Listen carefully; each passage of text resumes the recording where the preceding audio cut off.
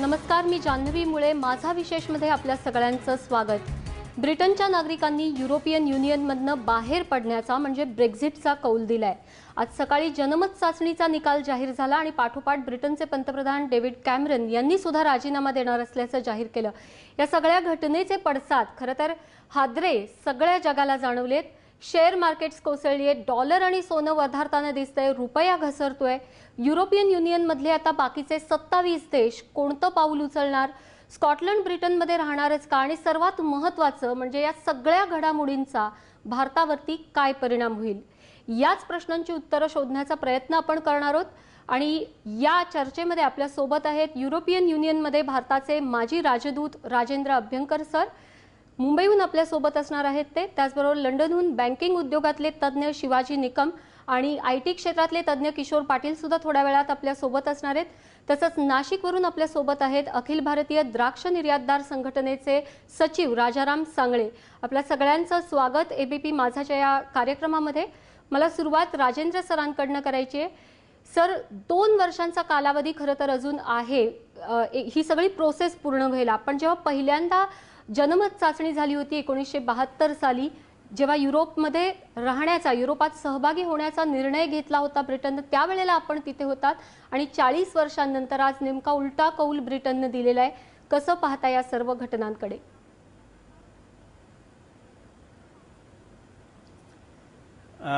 नमस्कार. मी 1972 मध्ये तिथे होतो. हा सर, बोलत राहा. आणि तेव्हा ब्रिटनने तीन सेंटेन्सचं एक डिक्लेरेशन ऑफ इंटेंट केलं होतं की भारताला काही डिफिकल्टीज झाल्या तर आम्ही त्याचं बघू. पण त्याचं काही केलं नाही. आपल्याला ऍक्च्युली त्यांनी फक्त असं सोडलं की तुम्ही करा जे काय करता येईल ते.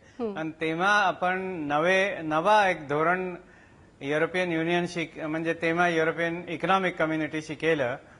आणि त्यात मग आपण इकॉनॉमिक अग्रीमेंट केली, ट्रेड अग्रीमेंट केली, इकॉनॉमिक अग्रीमेंट केली. आणि नंतर आपण स्ट्रॅटेजिक पार्टनर झालो.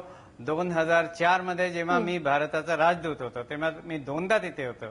पण या सगळ्यात आपल्याला त्यांच्याकडनं काही मदत मिळाली नाही. आता ते स्वतःच युरोपियन युनियनमधनं निघतायत. पण यात आपल्याला एक संधी आहे असं मला वाटतं. आणि आपण त्याचा पुरेपूर फायदा उठवला पाहिजे without being emotional. This is what, म्हणजे हे पहिली माझा पॉइंट आहे. नक्कीच. शिवाजी निकम सर आपल्या सोबत आहेत. तुम्ही लंडनमध्ये सुद्धा. हा, बोला सर. राजेंद्र सर, बोला.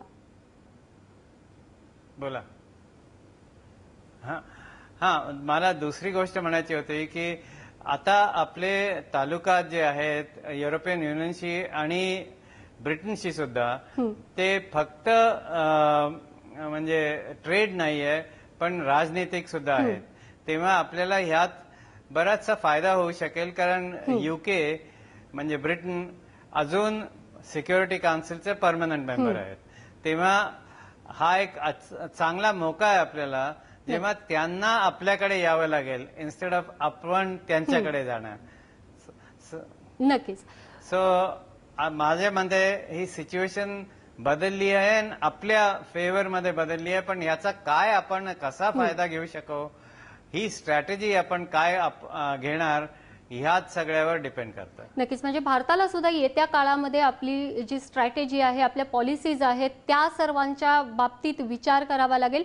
शिवाजी निकम सर आहेत लंडनमध्ये. सर, सकाळपासनं ज्या पद्धतीच्या बातम्या येत आहेत, लंडनमध्ये म्हणजे कशा पद्धतीचं वातावरण आहे आणि खास करून तिथं स्थायिक असलेल्या भारतीयांमध्ये? राईट. नमस्कार. तर तुम्ही जर सकाळपासून बातम्या बघितल्या असतात तर एक खूपच मिक्स्ड रिॲक्शन आहे. तर 4% एक्झिट करणं is not a big deal. Right. तर मी बरेचशा आमच्या ग्रुप्समध्ये मित्रांशी बोललोय, कलिगशी बोललोय. तर सगळ्यांचं एक मत होतं की being within the Europe would have been the best thing for the whole country. Right? Being united is the best thing. पण आता जे काय झालेलं आहे, now we have to get on to it, face it and move on. तर याचा जो impact आहे तो आपण जो म्हणलो की आता 2 वर्ष पुढचे is going to be bit difficult. So that's what we need to look into. And फार जे आयटी इंडस्ट्री आहे त्याला एक छोटासा इम्पॅक्ट असणार आहे इन नेक्स्ट 2 years. बरेचसे कंपनीज ते त्यांचे स्ट्रॅटेजीज बदलणार, त्यांचे लॉंग टर्म प्लॅन्स काय आहेत, they are going to think on that. किंवा त्यांचे आता आयटी मध्ये नवीन प्रोजेक्ट जे सुरू करणार आहेत ते might end up stopping those projects. आणि ह्याचा थोडाफार इम्पॅक्ट जे आहे that might be born by the Indian IT companies जे ह्या देशामध्ये सर्व्हिस प्रोव्हाइड करतात. नक्कीच सर, दुसरा महत्त्वाचा मुद्दा आहे, लगेचच स्कॉटिश इंडिपेंडन्सची सुद्धा मागणी व्हायला लागली आणि त्यामुळे ब्रिटन कुठेतरी अस्थिर झाल्यासारखं एक चित्र दिसतं आहे. या परिस्थितीचा सामना तिथले लोक आणि खास करून तिथले जे भारतीय आहेत ते कसा करतील, जे भारतीय नागरिक आहेत पण व्यवसायानिमित्त ब्रिटनमध्ये आहेत? करेक्ट. तर I think it is too early to speculate as a said, कारण आता ब्रिटन युरोपमधनं एक्झिट झालेलं आहे, ह्याचे इम्प्लिकेशन्स आपल्याला बघायला लागतील, राईट. तर आता Scotland is just one of the examples. आता बाकीचे युरोपियन कंट्रीज पण आहेत, दे मे स्टार्ट सेइंग की आम्हाला युरोपमधनं बाहेर निघायचं आहे. सो एकंदरीत इट्स क्वाईट पॉसिबल की जर बाहेर बाकी युरोपच राहिला नाही तर स्कॉटलँड युरोपमध्ये जाऊन उपयोगच नाही. So will have to wait and watch basically. नक्कीच. मला राजाराम सांगळे सरांकडे पण जायचंय, पण त्याआधी निकम सरांना पुन्हा एक प्रश्न, एक महत्त्वाचा मुद्दा आहे. आपण बँकिंग क्षेत्रामधले तज्ज्ञ आहात. ज्या पद्धतीनं गुंतवणूक स्वरूपात असेल किंवा मदत निधीच्या स्वरूपात असेल, वर्ल्ड बँककडनं किंवा IMF कडनं आणि युरोपियन युनियनकडनं भारतामध्ये पैसा येत असतो, त्याच्यावरती काही परिणाम होईल का? कारण चलन खूप अस्थिर झालेलं दिसतं आहे, डॉलर वाढतोय, रुपया घसरतोय. या सगळ्या परिस्थितीमध्ये बँकांवर आणि निधीवरती काय परिणाम होऊ शकतो? इन द लॉंग टर्म फारसा काही फरक नाही पडायला पाहिजे, because this is all governed by the UK does not control all these things. So it's all governed by a bigger authority. So तर युकेचे एक्झिट मुळे मला वाटत नाही की पर्सनली त्याच्यावर काही इम्पॅक्ट असावा. नक्कीच. राजाराम सांगळे सर आपल्या सोबत आहेत. मोठा जो एक थेट परिणाम झालेला आहे तो म्हणजे पाऊंडची किंमत घसरते आहे आणि कुठेतरी भारतातले जे निर्यातदार आहेत त्यांना याचा फटका बसू शकतो. महाराष्ट्रातनं मोठ्या प्रमाणात फळं आणि द्राक्षांची खास करून आयात होते, निर्यात होते. कशा पद्धतीची प्रतिक्रिया तुमची आहे पहिली जेव्हा ब्रेक्झिट जाहीर झालं त्याच्यानंतर? बरोबर आहे. तुम्ही जर महाराष्ट्राचा विचार केला तर महाराष्ट्रामधनं नाशिक मधनं जे सगळ्यात जास्त द्राक्ष एक्सपोर्ट होतात त्या द्राक्षाच्या एक्सपोर्टमध्ये युरोपियन युनियनचा वाटा फार मोठा आहे.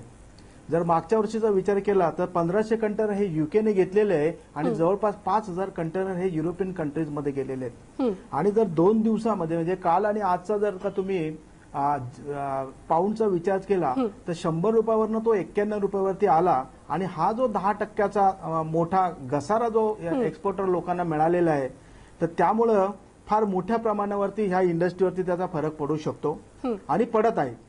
जसा निर्यातीवरती होणार आहे तसा त्याचा डायरेक्ट इनडायरेक्ट इम्पॅक्ट हा या शेतकऱ्यांवरती जाणार आहे. तुम्हाला माहिती आहे का, महाराष्ट्राचे शेतकरी फार पुरोगामी विचाराचे आहेत. त्यांनी ह्या फळांमध्ये फार मोठ्या प्रमाणावरती इन्फ्रास्ट्रक्चरमध्ये खर्च केलेला आहे. तो हाच विचार करून की दरवर्षी ह्या युरोपियन कंट्रीजमध्ये 20 ते 25% आपण ग्रोथ गृहीत धरून चालतो. परंतु जर तिथला पाऊंड आणि युरो जर खाली पडत जात असेल तर तिथे मात्र त्या मालाला कमी भाव मिळतील आणि निर्यात कमी होण्याची दाट शक्यता आहे. जसं तज्ज्ञांचं म्हणणं आहे की तिथं महागाई वाढेल आणि ज्या वेळेला महागाई वाढते त्यावेळेला नक्कीच मार्केटवरती प्रेशर येतो आणि फळासारख्या विषयाला डिमांड कमी होते आणि ज्या वेळेला डिमांड कमी होतो त्यावेळेला सप्लायवरती त्याचा प्रेशर येतो आणि त्याचे भाव पडण्यामध्ये महाराष्ट्रामध्ये सुरुवात होईल. निकम सर, म्हणजे एकूणात मोठ्या कंपन्यांना कदाचित लॉंग टर्म मध्ये मोठा फरक त्यामुळे पडू शकणार नाही किंवा तो धक्का पचवण्याची त्यांची ताकद असेल, पण जे छोटे शेतकरी आहेत आणि छोटे गुंतवणूकदार आहेत त्यांनी या संपूर्ण संकटाचा आणि या परिस्थितीचा सामना कसा करायला पाहिजे भारतामधल्या? सॉरी, तुमचा आवाज क्लिअर नाहीये. हा, मी पुन्हा एकदा प्रश्न रिपीट करते. मोठ्या कंपन्यांना कदाचित थेट मोठा फटका बसू शकणार नाही, तेवढं तो पचवण्याची त्यांची ताकद असते, पण जे छोटे शेतकरी आहेत किंवा छोटे गुंतवणूकदार आहेत त्यांनी ब्रेक्झिटमुळे निर्माण झालेल्या आव्हानांचा सामना कसा करायचा? सो ॲज अ सेड अर्लियर की ब्रेक्झिट हा this is going to be a short term impact, right. आता आपण म्हणतो आता भारताचे आणि युके बरोबर जे आता रिलेशनशिप्स आहेत, ऑल दोज रिलेशनशिप आपण युरोपियन युनियनवरनं घेतोय. आता over the period of 2 years, right, जेव्हा ब्रिटन टोटली एक्झिट होत नाही, Britain has to go to each and every country and establish those relationship. त्यांना ते ट्रीटी साईन करायला लागतील. तर I think there has to be एक थोडासा वेट असणार आहे, but in the short term त्यांना इम्पॅक्ट नसावा, कारण जवळ ते ट्रीटी आपण नंबर 50 आर्टिकल 50 आपण इन्व्होक करत नाहीये, तर तेव्हा I don't think any business are going to impact. But as you said की पाऊंड थोडा घसरलेला आहे आता, so that might be a slight impact on the exchange rate, but overall from a trade perspective immediate impact नाही व्हायला पाहिजे. नक्कीच. Abhyankar sir, आपलं याविषयी काय मत आहे? मोठ्या कंपन्यांना कदाचित फटका बसू शकणार नाही, पण छोटे शेतकरी आहेत, खास करून महाराष्ट्रातले, जे छोट्या प्रमाणामध्ये निर्यात करत असतात युरोपमध्ये आणि ब्रिटनमध्ये आपापल्या मालाची, त्यांना हा फटका सहन करण्याची त्यांच्यात ताकद आहे असं वाटतं तुम्हाला?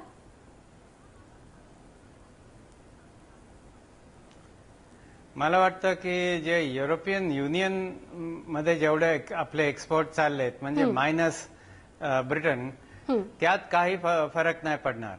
पण जेवढे एक्सपोर्ट आपले ब्रिटनला चाललेत, तर त्याचं म्हणजे त्याचा आधार इट विल डिपेंड ऑन किती रेट ऑफ ड्युटी ब्रिटन आता त्याच्यावर लावेल. जर ती rate of duty is the same as the European Union, मग काही परिणाम पडू नये. पण ह्याचं अजून आपल्याला माहित नाही, कारण आजच झालंय हे सगळं. अजून त्यांच्या पार्लमेंटनी हे अप्रूव्ह करायचंय. ते अप्रूव्ह केल्यानंतर मग त्यांची नेगोसिएशन होईल, त्याला दोन वर्ष लागतील. आणि ह्या दरम्यान आपल्याला ह्या सगळ्या इंटरेस्ट घेऊन, म्हणजे फक्त द्राक्ष पाठवतात त्यांचं नाही, पण बाकी सुद्धा आहेत, ते सगळं बघून आपल्याला एक स्ट्रॅटेजी करावी लागेल की ब्रिटनशी आपल्याला काय धोरण केलं पाहिजे. We can win whatever we decide, पण एकदा we have to be clear about it. नक्कीच. ही चर्चा आपली पुढे सुरू राहणार आहेत. आयटी क्षेत्राला कदाचित ब्रेक्झिटचा जास्त मोठा फटका बसू शकतो असं सर्वच जाणकारांनी सांगितलेलं आहे आतापर्यंत. आणि आयटी क्षेत्रातले तज्ज्ञ किशोर पाटील हे लंडनहून आपल्या सोबत असणार आहेत. पण त्यांच्याशी बोलण्याआधी आपण एक ब्रेक घेऊयात. पाहत रहा एबीपी माझा.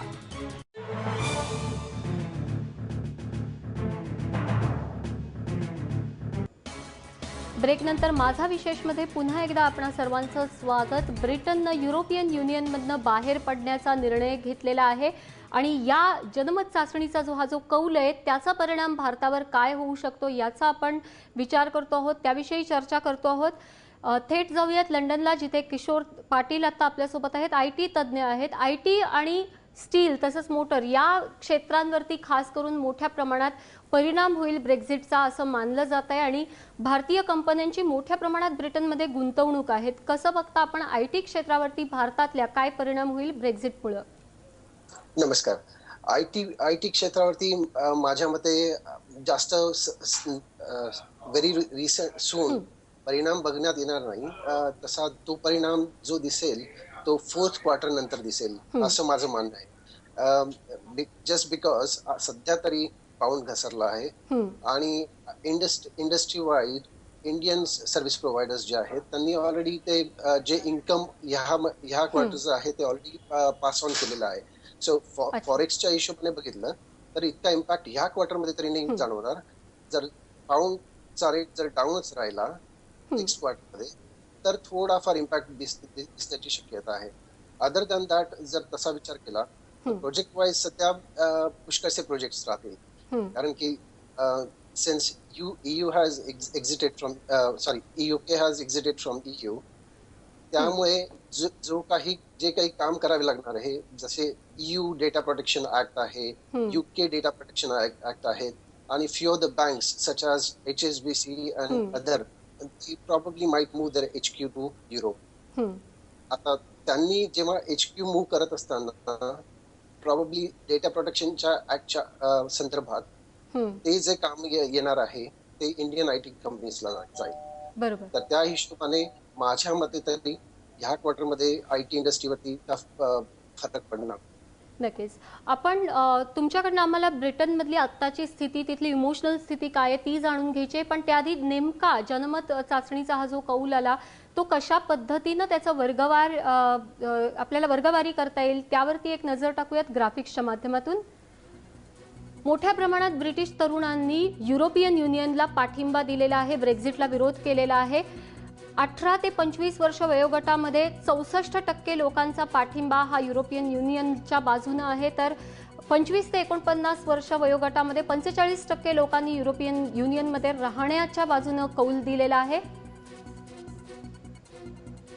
त्या वर्षा वयोगटांमध्ये हीच आकडेवारी उलटी झालेली दिसते. मोठ्या प्रमाणात वयस्कर व्यक्तींचा जो पाठिंबा आहे तो ब्रेक्झिटच्या बाजूने राहिलेला आपल्याला पाहायला मिळालेला आहे. जर प्रांतवार बघितलं, ब्रिटन म्हणजे युनायटेड किंगडम हे 4 देशांनी बनलेलं एक नेशन आहे आणि या 4 देशांचा कौल कसा आहे तर इंग्लंडमध्ये मोठ्या प्रमाणात लोकांनी ब्रेक्झिटला पाठिंबा दिलेला आहे. आयर्लंड, नॉर्दर्न आयर्लंड, खरं तर नॉर्दर्न आयर्लंडमध्ये विरोध करणाऱ्यांचं प्रमाण हे मोठं होतं. ही सगळी जर वर्गवारी आकडेवारी त्याच्यावरती नजर टाकली तर काय सांगता येतं आणि आत्ता लंडनमध्ये किशोर सर कशा पद्धतीचा मूड आहे तरुणांमध्ये, कारण बहुतेकांनी लंडनच्या तरुणांनी सुद्धा ब्रेक्झिटच्या विरोधात मतदान केलेलं आहे. तरुणांनी सध्या तसा मूड बघितला तर वातावरण तसं नॉर्मलच आहे. त्या हिशोबाने पाहिलं तर सगळ्यांनी त्या हिशोबाने आनंदाने हा निर्णय स्वीकारलाय, कारण की तो बहुमतीने निवडून आलाय. सगळ्यांनी त्या निर्णयाचं स्वागत केलंय आणि त्या हिशोबाने आता पुढे जे काही स्टेप्स किंवा पाऊल उचलायचे आहे as a UK, as a country, त्या संदर्भात विचारसरणी सुरू झाली आहे. दो देर आर अननोन्स, पुष्कळशा गोष्टी किंवा परिणाम माहिती नाही आहेत, तरी सुद्धा पुढे काय करता येईल त्याची विचारसरणी सुरू झाली आहे. इव्हन यंगस्टर्स किंवा युथही त्या हिशोबाने विचार करायला सुरुवात केली आहे त्यांनी. नक्कीच. राजेंद्र सर, ही आकडेवारी काय सांगते? मोठ्या प्रमाणात तरुणांनी पाठिंबा युरोपच्या बाजूने दिलेला आहे, ब्रेक्झिटला विरोध केलेला आहे. कुठेतरी फ्रिक्शन एक प्रकारे दिसून आलं ब्रिटिश पूर्ण देशामधलं आणि संस्कृतीमधलं सुद्धा.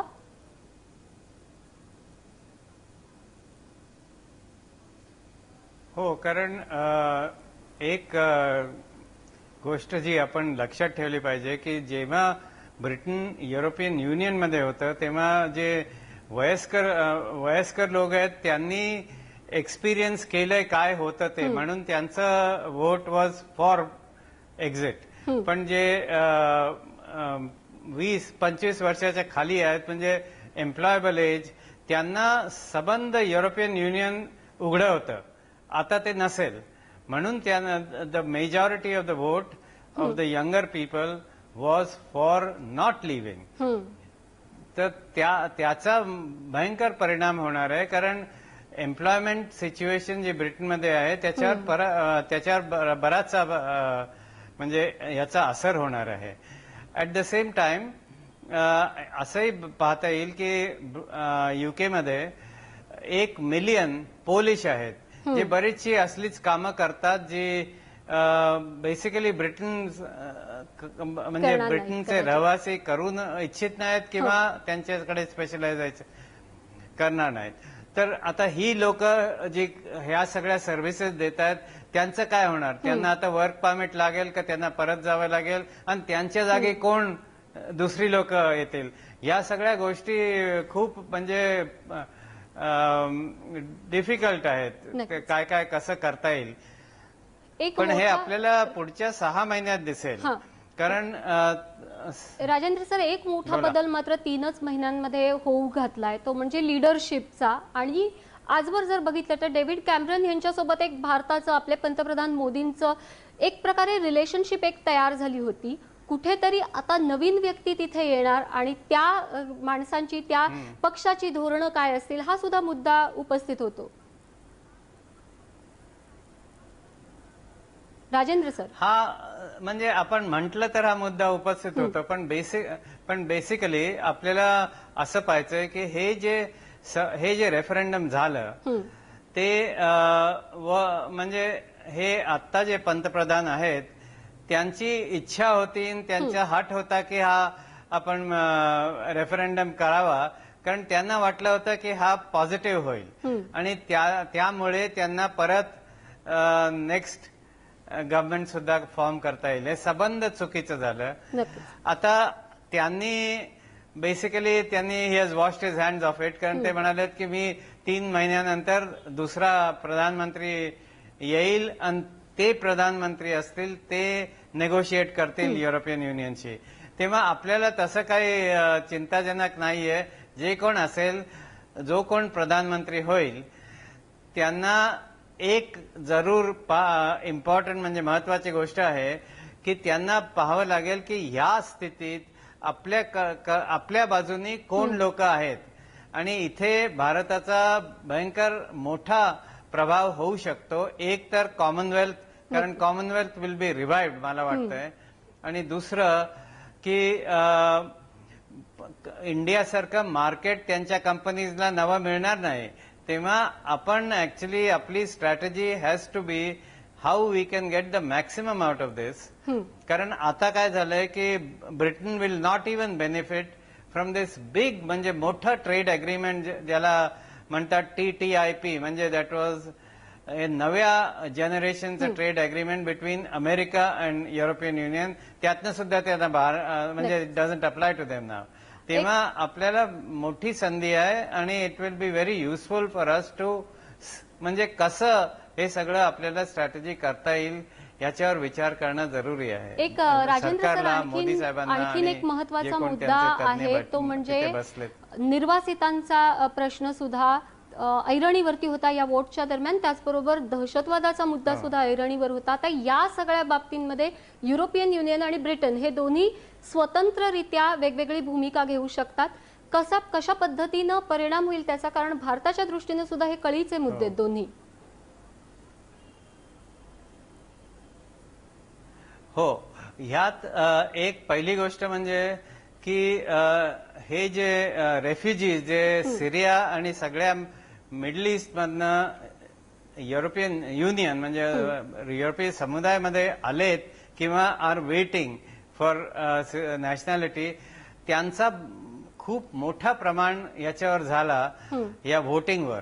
कारण बऱ्याचशा हद्दीपर्यंत व्होट वॉज ऑल्सो इमोशनल. कारण जी लोक ब्रिटनमध्ये पोचली आहेत दुसऱ्या देशांहून, त्यांना वाटलं की आता आपल्याला बाकी लोकांना थांबवलं पाहिजे, म्हणजे त्यांचं जसं आहे तसं राहील आणि दे विल बेनिफिट. तर मला वाटतं की that was one very important emotional reason. तुम्हाला माहित आहे की त्यांची मेंबर ऑफ पार्लमेंट जो कॉक्सला she was killed by one of them who was against. तर असे म्हणजे इतके strong emotions of the immigrants, politics of hatred ब्रिटनमध्ये सुद्धा होताना दिसतं आहे. आणि राजेंद्र सरांनी जो मुद्दा मांडला त्याच्यावरती मला किशोर पाटील आणि राजाराम सांगळे या दोघांचंही अगदी थोडक्यात मत हवे. किशोर सर, तुम्ही आधी सांगा की ही कदाचित ब्लेसिंग इन डिस्गाईज ठरू शकतं का भारतासाठी? होऊ शकतं, जसं अभ्यंकर सरांनी सांगितलं थोडक्यात होऊ शकतं तसं. पण मला तरी इतक्या प्रमाणात खूप जास्त प्रमाणात दिसत नाहीये सध्या, because of multicultural society with in London and with in the cities of United kingdom. नक्कीच. राजाराम सर, कदाचित ही भारतासाठी एक संधी ठरू शकते का कुठेतरी? कारण युरोपमधल्या मार्केट पासून ब्रिटन वेगळं झाले, तर भारतीयांसाठी कदाचित ही एक वेगळी नवी संधी ठरू शकते का, जर मोठ्या पुढचा दूरदृष्टीने विचार केला तर?